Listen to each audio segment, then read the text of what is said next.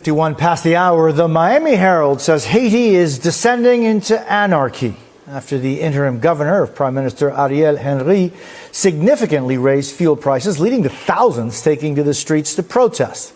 It's a new round of instability in a country hit by spiraling gang violence, high inflation, growing hunger, and political unrest deepened by the still unsolved murder of the former president, Jovenel Moïse. Joining us now, Garry Pierre-Pierre. He is the founder and publisher of the Haitian Times. Garry, it's always a pleasure to see you. Your team at the Haitian Times is doing a special investigation into Haiti's gang crisis and possible solutions. What options are you finding? Well, the options that we're looking at is that we should be trying to replicate some of the actions that have been taken in Latin American countries, primarily Ecuador, where they have been able to assimilate the gang back into civil society, and by providing them jobs and making them feel part of the society, as opposed to feeling ostracized and becoming a bunch of murderers and kidnappers. What is the state of Haiti today? And Garry, there are so many things that are so interconnected in our world. We're seeing a large number of Haitians fleeing the island, trying to reach the United States.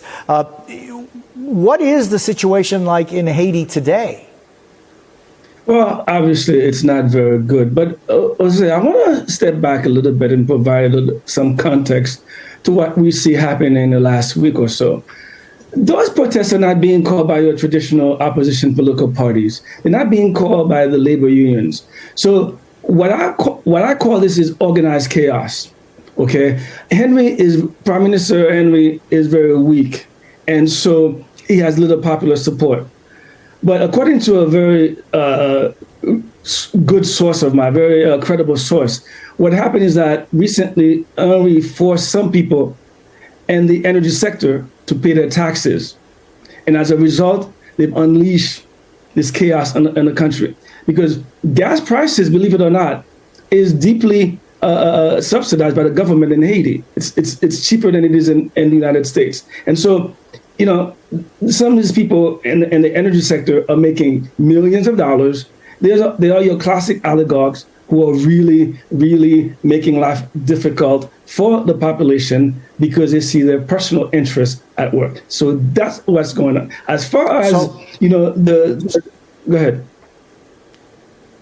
No. I was just saying, it's a very dire reality that you're talking about, Garry, and I'm just wondering how something like that can be overcome.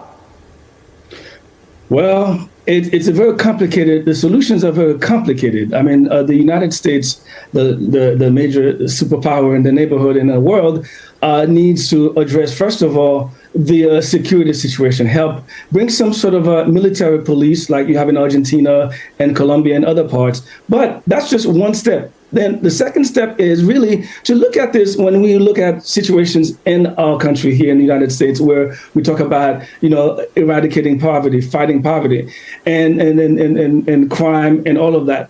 It's always about the soft powers. It's not about, more cops, more guns. It's about how do you empower communities. I think this is an apt situation in dealing with with Haiti and its current crisis.